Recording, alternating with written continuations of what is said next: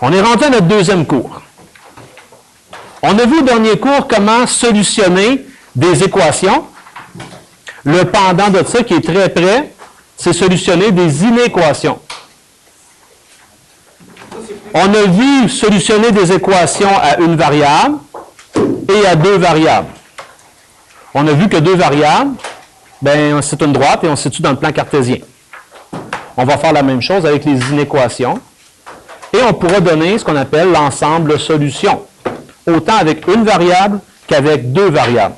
Et je vous le dis, en faisant ça, on va commencer, tranquillement bien sûr, à s'approcher des outils qu'on aura besoin dans l'optimisation.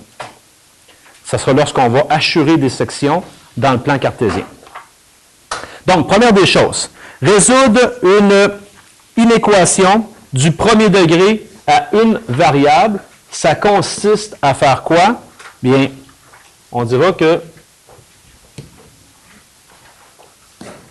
pour résoudre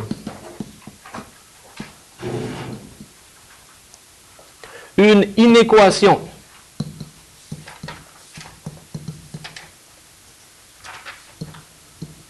du premier degré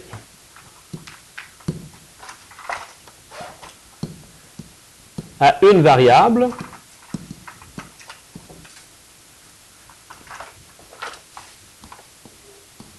on procède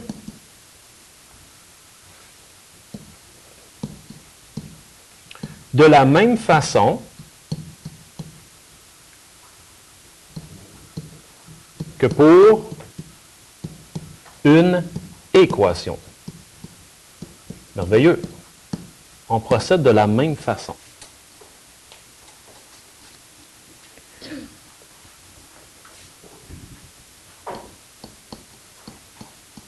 Vous comprendrez qu'il y a sûrement une exception. Excepté. On peut faire toutes les mêmes choses. Additionner de chaque côté une même quantité. Multiplier ou diviser par une même quantité de chaque côté de l'inéquation. Est-ce que vous vous souvenez de la particularité qu'il y avait avec les inéquations? On devait changer le symbole d'inégalité lorsque on multiplie ou on divise par une quantité négative. Voilà. C'est ce qu'il faut faire attention. Donc, excepté si on multiplie ou si on divise par une quantité négative,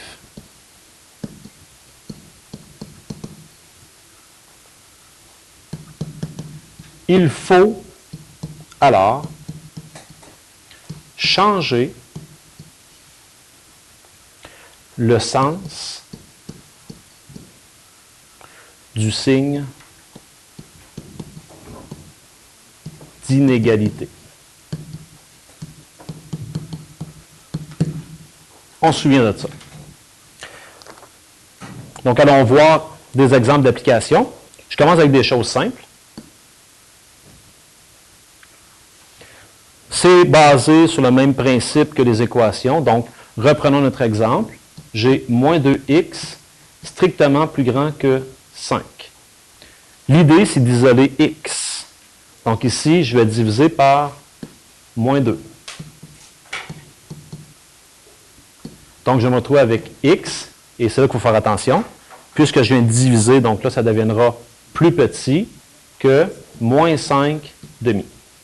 Ou, si vous voulez, moins 2,5. C'est un 5. Moins 5 demi. Donc, graphiquement, comment je peux exprimer ça? Bien, imaginons que j'ai ici 0. Quelque part à gauche, je vais avoir moins 2,5. Et là, ce que je veux représenter, c'est tous les nombres qui sont plus petits que moins 2,5. Tout ce qui est à gauche est plus petit. Tous ces nombres-là, c'est plus petit. Et puisque c'est strictement plus petit, moins 2,5 n'est pas compris, je vais lui faire un rond ouvert. Voici la représentation qu'on pourrait dire sur une droite numérique, graphique, de la solution. En extension maintenant, de quelle manière je pourrais écrire en extension, autre que dire x plus petit que moins 2,5? On utilise les crochets. Voilà, on utilise les intervalles. Excellent. Donc ça veut dire que toujours du plus petit au plus grand, de moins l'infini jusqu'à moins 2,5, exclu. Merveilleux. Et en compréhension, c'est le même principe qu'au dernier cours. C'est un ensemble, donc un ensemble accolable. Les x qu'on prend dans les réels, tels que, ben, x doit être plus petit que moins 2,5. Et ça, j'ai une série de nombres possibles là-dedans. Alors, voici 3 équivalences. On va y aller tout de suite avec le deuxième exemple. Pas nécessairement beaucoup plus compliqué. Alors, on a moins 3x plus 7, strictement, non, plus petit ou égal à 2x moins 5. Alors, comme la dernière fois, je vais peut-être débuter par enlever 2x à gauche et à droite, de façon à regrouper mes x. Alors, je me retrouve avec moins 5x. Ah oui, j'aurais pu aussi. Oui, c'est très bien. Dans le fond, là, il n'y a plus d'un chemin. Assurons-nous d'arriver à la même solution à la fin. Ce que Lydia a dit, c'est qu'elle voit que, en ajoutant 3 de chaque côté, je vais me retrouver avec une valeur positive de x et ça va m'éviter d'avoir à penser à inverser le sens de l'inégalité.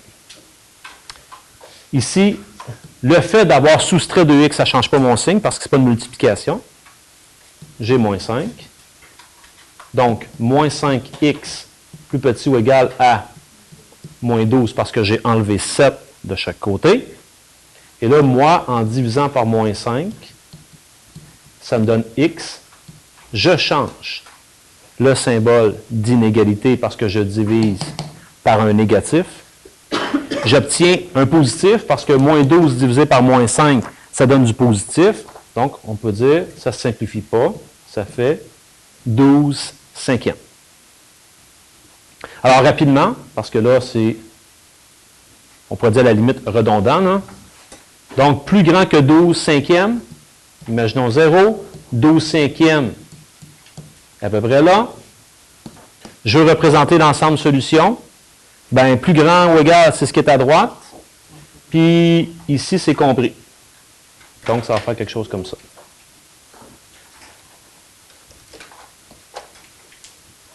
En extension, maintenant, ben, en extension, c'est sous forme d'intervalle. C'est de 12 cinquièmes jusqu'à l'infini. 12 cinquièmes est compris. Comme ceci. Et en compréhension, c'est l'ensemble des x éléments des réels, tels que x doit être plus grand ou égal à 12 cinquièmes.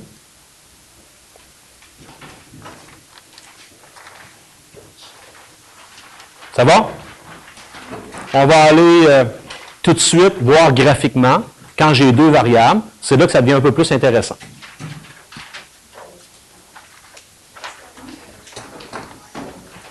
Donc, résoudre une inéquation du premier degré à deux variables. Je sais que quand je me situe là-dedans, je vais être en présence d'un plan cartésien et je vais avoir une droite. Mais puisque c'est une inéquation, on aura ce qu'on appelle des demi-plans, une section qui sera hachurée, ombrée. Pour le faire algébriquement, un peu comme avec l'équation, je vous dirais que on isole y en suivant les mêmes règles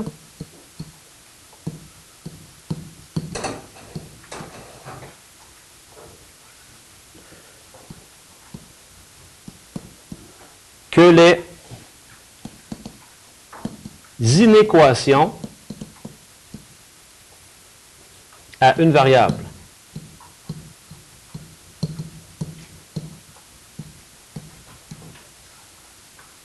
Ça, c'est ce qu'on vient de faire, là, à la page 7. Donc, algébriquement, on suit les mêmes règles. Et graphiquement, je vous en ai parlé, on doit tracer ce qu'on appelle un demi-plan.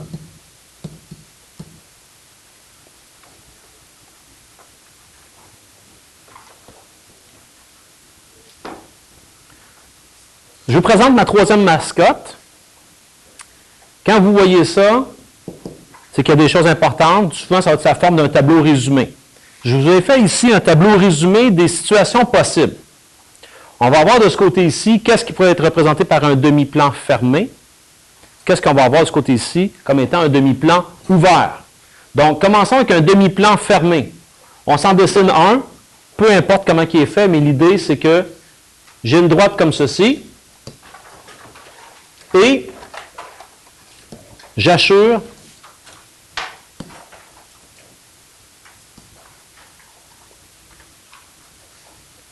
un côté de mon graphique.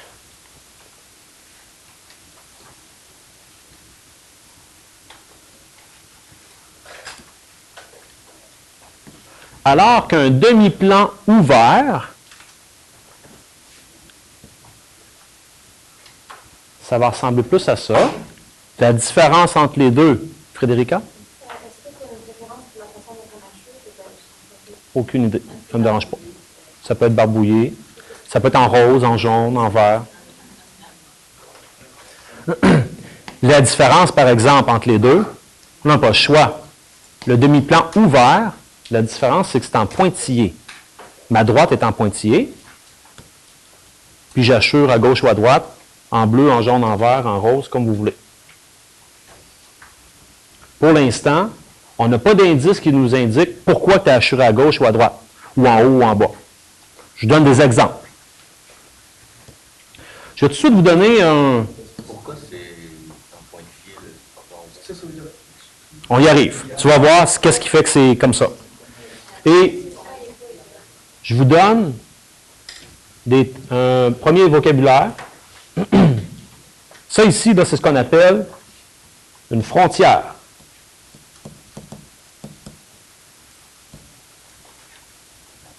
Ça ne peut pas dépasser ça. Les symboles qu'on va utiliser, et là, c'est là que tu vas voir pourquoi. Ben, c'est que ici, les symboles qui vont avec ça, il y en a qui l'ont dit, c'est que tu vas te retrouver en présence de plus petit ou égal, ou plus grand ou égal. Alors qu'ici, tu vas avoir des inéquations du genre strictement plus petit ou strictement plus grand. C'est là que va être la différence. Qu'est-ce qu'on se souvient de strictement plus grand? Si je te dis, tu dois me donner plus que 10 $, tu ne peux pas me donner 10. 10 et 1, 10 et 2. Donc, je ne peux pas prendre directement sur la frontière. C'est ça que ça veut dire. Ensemble solution, c'est ce qu'on va mettre en mots. Pour un demi-plan fermé, l'ensemble solution d'une droite, au dernier cours, on a vu que c'était l'ensemble des points qui se situent sur la droite. Ici, je n'ai une très grande ensemble solution. Ce qui est là, ce qui est là, ce qui est là, ce qui est là, ça là, c'est dans la solution. Plus, puisque c'est une ligne pleine, tout ce qui est sur la droite, également, ça fait partie de la solution. Donc, on dira que tous les points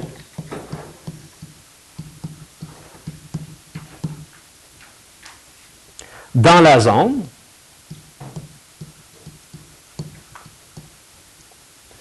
plus tous les points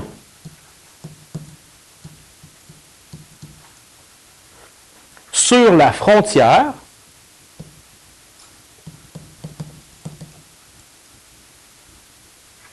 font partie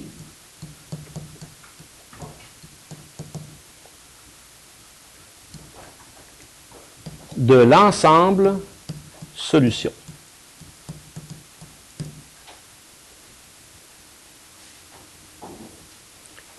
Ça signifie quoi faire partie de l'ensemble solution? Ça veut dire que si je prends un couple au hasard, par exemple, je prends ce couple-là, et que je vais le mettre dans l'inéquation, je vais obtenir quelque chose de vrai. C'est ça que ça veut dire. Alors que ici, on dira que tous les points dans la zone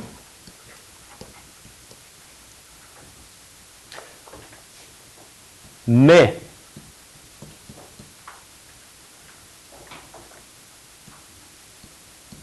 pas ceux sur la frontière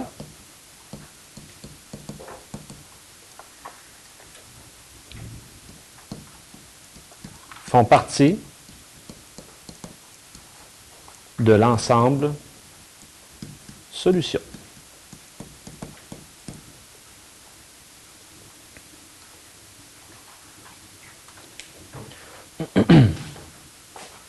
Parfait. Là, je vais vous emmener à comment on trace ça. Comment je peux arriver à partir d'une inéquation avec deux variables du premier degré et obtenir un graphique comme ça ici. Il y a des étapes à suivre. Première étape. Il faut tracer la frontière. La frontière, en passant, c'est la droite, ça là. Donc, je vais le mettre entre parenthèses.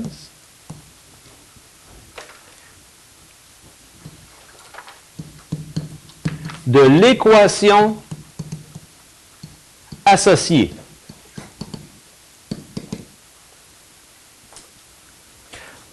Parce que je peux voir mon inéquation comme étant une équation.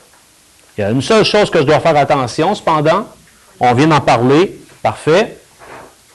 Si j'ai ça ou ça, je ferai une ligne pleine. Si j'ai ça ou ça, je ferai une ligne pointillée.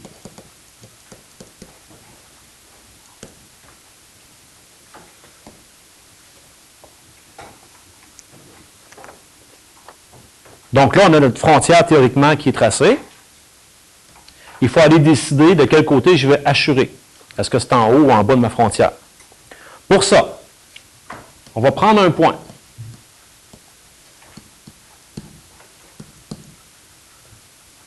Hors frontière.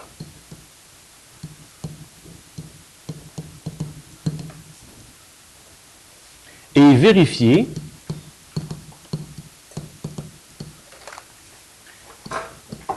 s'il est solution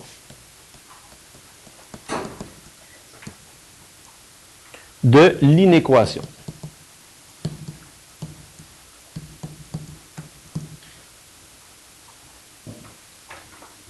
Donc, je prends un point qui n'est pas sur la droite et je le vérifie dans mon inéquation et je vérifie si ça dit vrai ou si ça dit faux. Si ça dit vrai, logiquement, ça veut dire qu'il devrait appartenir. Il faudra assurer de ce côté-là. Si c'est faux, ça veut dire qu'il n'appartient pas à la zone, donc on ira assurer de l'autre côté. Donc ça, ce sera notre conclusion, la troisième étape. On va dire ombrer le demi-plan contenant la proposition vraie.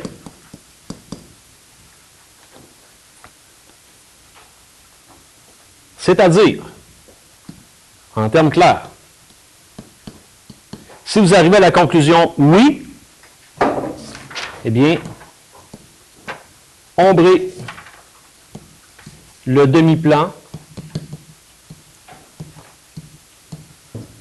contenant le point.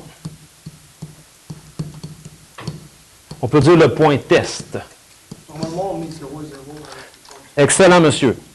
Règle générale, on va essayer 0, 0. C'est un point qui se calcule facilement. à condition que 0, 0 ne soit pas sur la droite.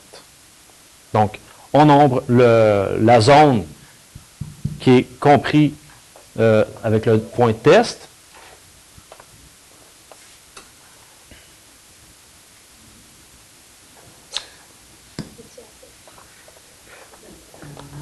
Et non.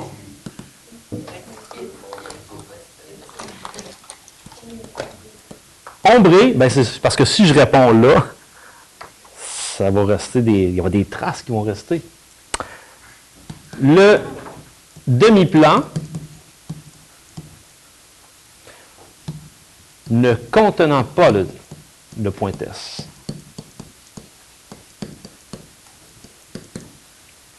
On se comprend, là, c'est ce qu'on s'est dit tout à l'heure.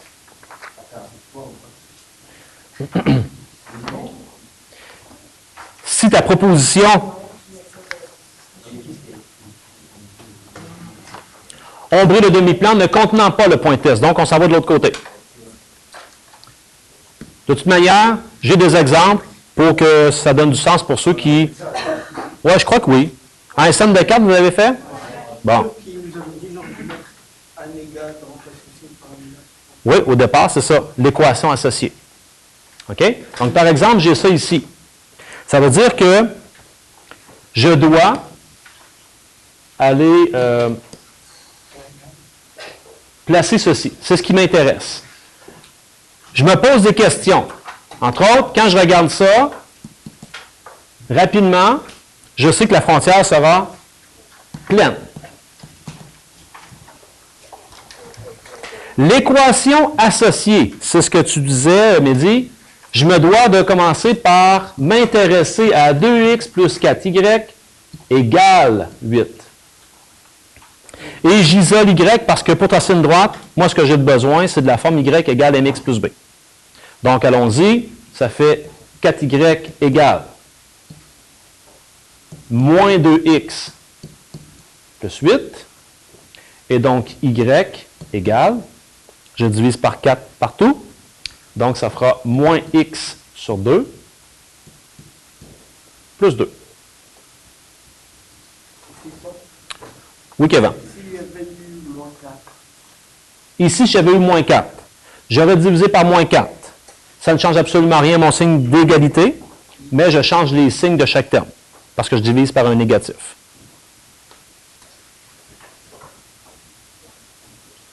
Est-ce que ça répond à ta question, Kevin? Kevin? Si tu avais eu moins 4y égale moins 2x plus 8, ça aurait fait y égale. Tu aurais divisé par moins 4. Donc, un moins qui se divise par un moins, ça donne du plus. Donc, tu aurais changé le signe et tu aurais changé le signe ici. C'est ça que tu aurais obtenu. Ça ne change rien à ça ici pour l'instant. Ça ici, on va s'en servir à la troisième étape et on ne travaillera pas avec ça ici. On travaille directement avec ça pour aller chercher quelle quantité qu'on doit assurer. OK? J'ai des questions?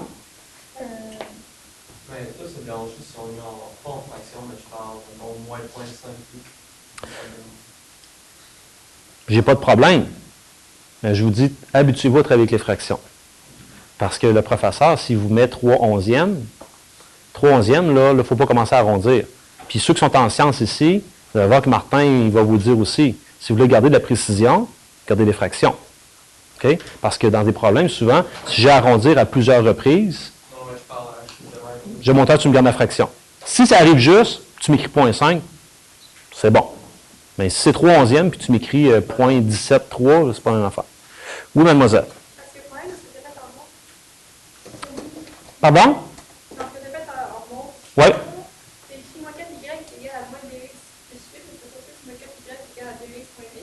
Non, c'est que c'est juste, Kevin, il me disait, en tout cas, j'ai pas fait un lien avec ça ici. Là. Moi, ce que j'avais compris de sa question, c'était, si j'avais eu moins 4y ici, qu'est-ce que ça a eu comme impact? Je sais que sa question est en lien avec, est-ce que ça a un impact ici? Pas du tout. On travaille l'équation. C'est bon? Donc, poursuivons. Donc, ça ici, c'est un exemple. On travaille avec notre problème. Première valeur à aller chercher, 0.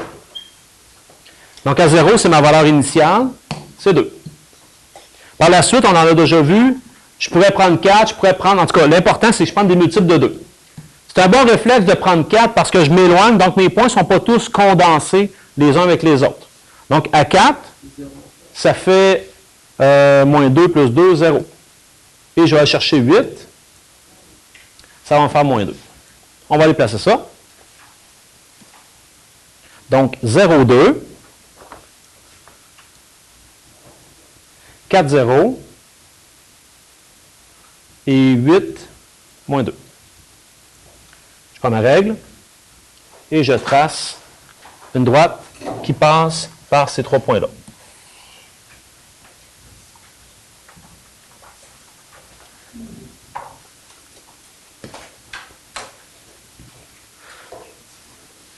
J'ai ma frontière. Il me reste à déterminer de quel côté qu'on va assurer.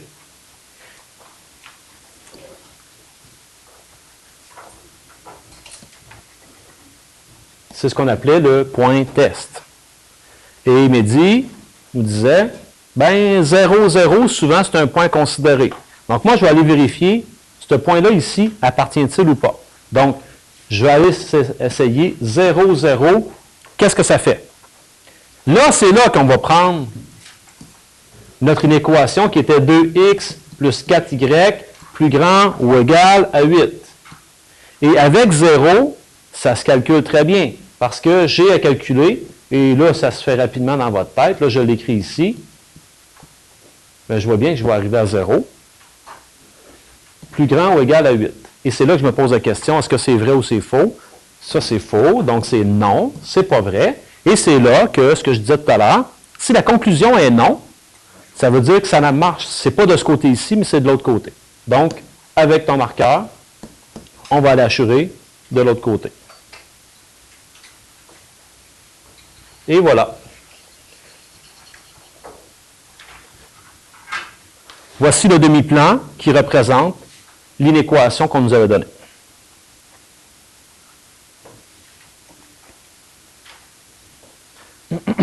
En compréhension maintenant. Ben, vous comprendrez qu'en compréhension ici, j'en ai beaucoup de solutions possibles. Tous les couples qui sont dans la zone, plus tous les couples qui sont sur cette droite-là qu'on appelle une frontière. Donc, c'est l'ensemble des XY, donc tous les couples, que je vais prendre dans les réels au carré parce que je suis dans 2 dimensions, j'ai mon X et j'ai mon Y. Et qu'est-ce que ces couples-là doivent respecter? Ils doivent respecter le fait que 2x plus 4y doit être plus grand ou égal à 8. Voilà. Des questions? On passe à l'exemple 2. Un exemple similaire. On a ici x strictement plus petit à moins y sur 2. Bon, mais dans un premier temps, j'observe ceci, donc la frontière sera en pointillé. L'équation associée, je vais travailler avec x égale moins y sur 2. Mais ce que je vais aller chercher, c'est y égale. Ben, parce que quand je vais faire une droite, normalement, quand je remplis un tableau, je vais être sur la forme y égale mx plus b. Normalement. Si tu es à l'aise avec ça pour remplir ton tableau, c'est correct aussi. Pardon?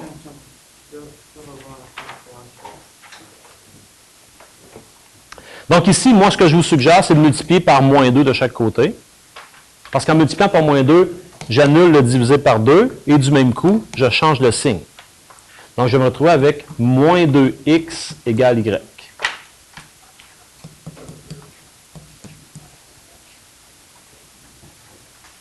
OK. Oui, monsieur. La compréhension n'aurait pas pu dire si tel que des y,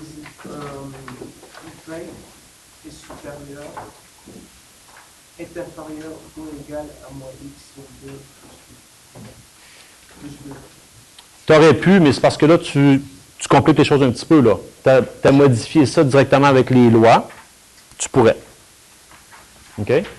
Mais moi, je te dis, casse-toi pas la tête, vas-y directement avec ça, parce que tu risques de faire une erreur de manipulation ici. Une erreur, excusez. C'est bon?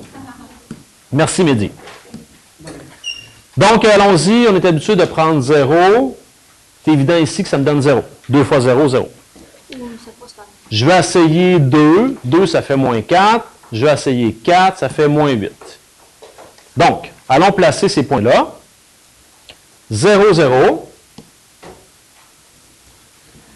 2 moins 4. Et 4 moins 8. Là, je fais attention. J'ai besoin de faire une ligne pointillée.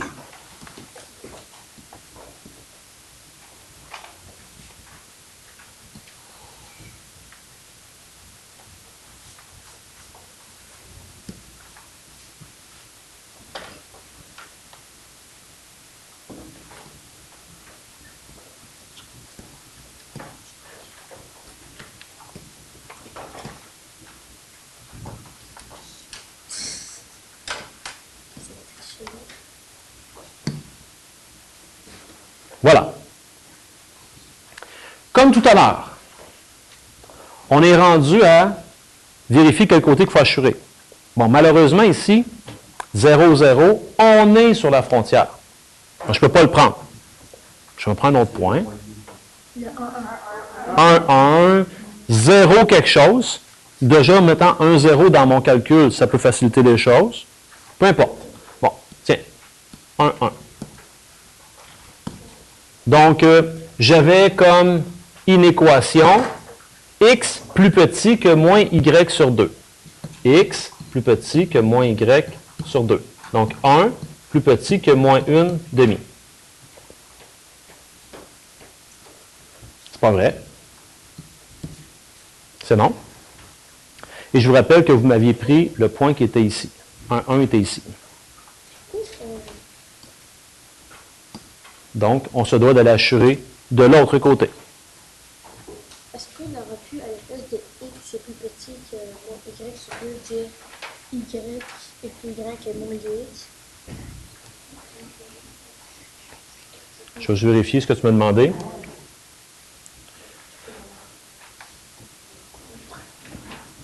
Ta question, c'était? Est-ce que c'est pareil si tu mets y est plus grand que moins 2x? Non. C'est ce que je dis à Kevin. Faites attention. Si vous commencez à manipuler ça ici, en ne le prenant pas directement, vous allez faire des erreurs de manipulation. Parce qu'ici, là, j'ai x plus petit que moins y sur 2. Quand je fais fois moins 2, là, ça fait moins 2, x. Ça change le symbole parce que j'ai multiplié. Puis j'ai y. Et là, tu te fais avoir. Parce que toi, tu me dis y plus grand alors que c'est y plus petit. Donc, ce n'est pas un bon conseil de vous dire que de faire ce travail-là. Prenez votre inéquation directement telle qu'elle est donnée. Donc, peut-être qu'il y en a déjà qui ont donné en compréhension. Donc, ici, en compréhension, ce serait l'ensemble des coupes x, y, éléments des réels au carré, tel que, ce qu'il faut, c'est que x doit être plus petit que moins y sur 2. C'est tout le temps couple x, y appartient à R au carré. Pour des couples. D'après tel que, Oui. après tu mets le... Oui. Moi, j'ai jamais fait ça. La compréhension, c'est peut-être un peu nouveau. Troisième exemple. Représenter graphiquement l'ensemble solution de 5x moins 10 strictement plus petit que 0. Alors ici, j'aurai une frontière pleine. Ça doit devenir un automatisme. L'équation associée, ben, 5x moins 10 égale 0. Donc, 5x égale 10. Donc, x égale 2. OK. L'étape suivante, si tu es vraiment à l'aise, tu n'es pas obligé de la faire. Parce que si tu sais, toi, que x égale 2, ça ressemble à quoi comme droite, tu vas la faire directement. Si tu n'es pas sûr, ben, x vaut 2, x vaut 2, x vaut toujours 2, peu importe les valeurs d'y. Et là, en plaçant ça, tu vas te rendre compte que, OK, c'était une droite verticale, cette affaire-là, qui passe à x vaut 2.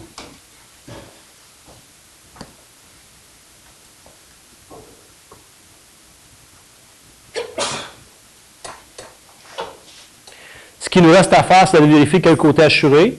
Ici, je peux prendre le point 0, 0. Notre inéquation du départ était 5x moins 10 plus petit ou égal à 0. Ça fait 0 moins 10 plus petit ou égal à 0. Et c'est vrai, parce que moins 10 est plus petit que 0. Donc, le point ici, ça veut dire que je vais aller assurer de ce côté-là.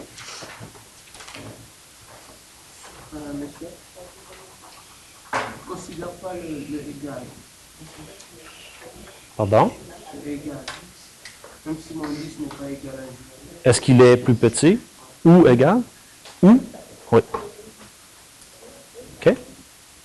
En passant, pour une situation comme celle-ci, qui est, à mon sens, vraiment évidente, le point test n'est pas une nécessité et la table de valeur n'est pas une nécessité. Parce que d'arriver à quelque chose du genre plus petit ou égal, ça signifie quoi quand j'ai une droite verticale, être plus petit ou égal? À gauche. Ouais. Et dans nos situations concrètes, on aura des choses du genre, ils doivent produire au maximum 150 unités du modèle A. Ben, ça va être direct, ça. Ça va ressembler à quelque chose comme ça. Au maximum, que ce soit plus petit ou égal. Et en extension, finalement, ben ici, c'est l'ensemble des couples XY, éléments tels que, et j'y vais directement avec mon inéquation qui était donnée. 5x moins 10 plus petit ou égal à 0. Parfait.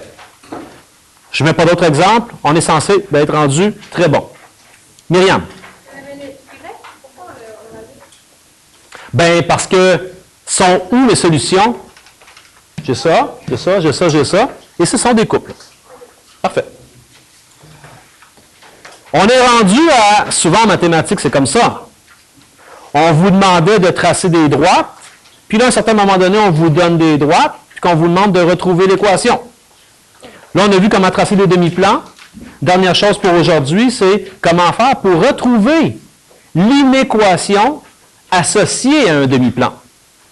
On vous donne le graphique, puis ça provenait de quoi cette affaire-là? Alors, c'est pour ça ici, trouver l'inéquation associée à un demi-plan. On va partir de l'exemple que je vous donne, dans lequel j'ai ciblé deux points qui appartiennent à la frontière. On a une zone qui est assurée. Dans la colonne de gauche, je vous donne les étapes. Dans la colonne de droite, on fait l'exemple en même temps. Première étape, il faut trouver l'équation de la droite frontière. Et ce qu'on cherche ici, c'est bien sûr notre fameux y égale mx plus b.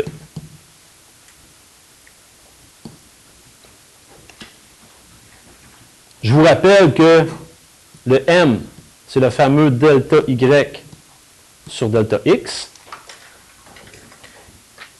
Et ce b-là, c'est ce qu'on appelle la valeur initiale.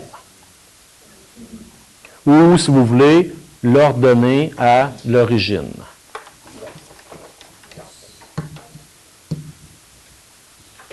OK. Donc, je vais faire ça.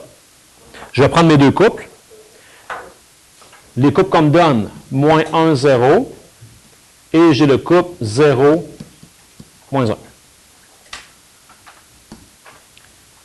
x1, y1 x2, y2. Donc, m égale. Je dois faire la différence des y sur la différence des x. Alors, je vais rondement, là, parce que ce sont des choses que vous avez fait à plusieurs reprises. Donc, je vais avoir moins 1, moins 0, sur 0, plus 1. Parce qu'on doit faire moins, moins 1. Ce qui me donne un m qui est égal à moins 1. C'est logique. C'est logique parce qu'ici, j'ai une droite qui est décroissante.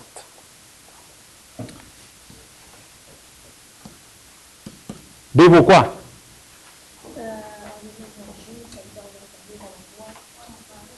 Ça ne sert à rien de le faire. Excellent. Le réflexe, si je vais sur le graphique et qu'on me le donne, comme ici, hein, il est directement là, mon ordonnée à l'origine, parfait. Sinon, on aura peut-être l'occasion d'en faire, je remplace, j'isole, puis je vais l'avoir. Ce qui fait en sorte que l'équation de ma frontière, c'est la suivante. Y égale moins x moins 1. Deuxième étape. Là, c'est l'étape où on va aller chercher le bon symbole d'inégalité. C'est ça qui nous manque. L'idée, c'est de prendre un point hors frontière, donc qui n'est pas sur la droite, et dans la zone assurée. Ça, c'est bien important.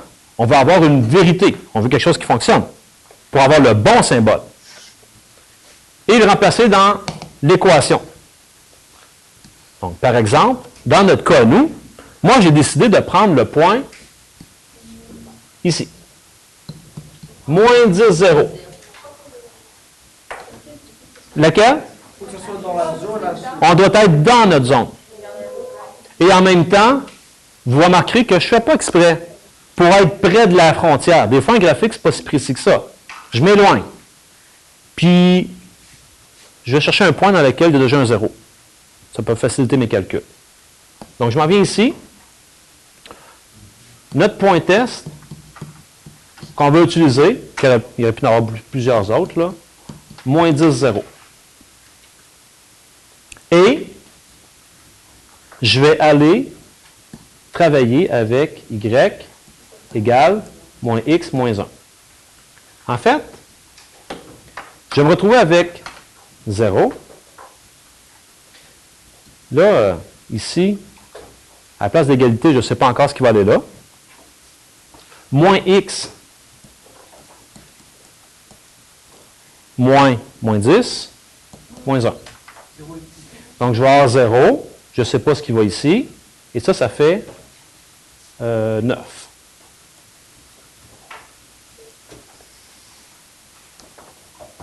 Je me pose cette question-là. Troisième étape. En passant, ce n'est pas des étapes qui se font sur le papier, là, mais dans votre tête, rapidement, ça se passe. On voit très bien qu'ici, 0 est plus petit que 9. Pourquoi je dis plus petit et non pas plus petit ou égal? Pointillé. Excellent. Donc, je viens de trouver mon symbole. Ça ici, on va le marquer quart pointillé. Et je suis en mesure d'écrire mon équation qui est associée. Donc, je reprends ça, ça fait y plus petit moins x moins 1.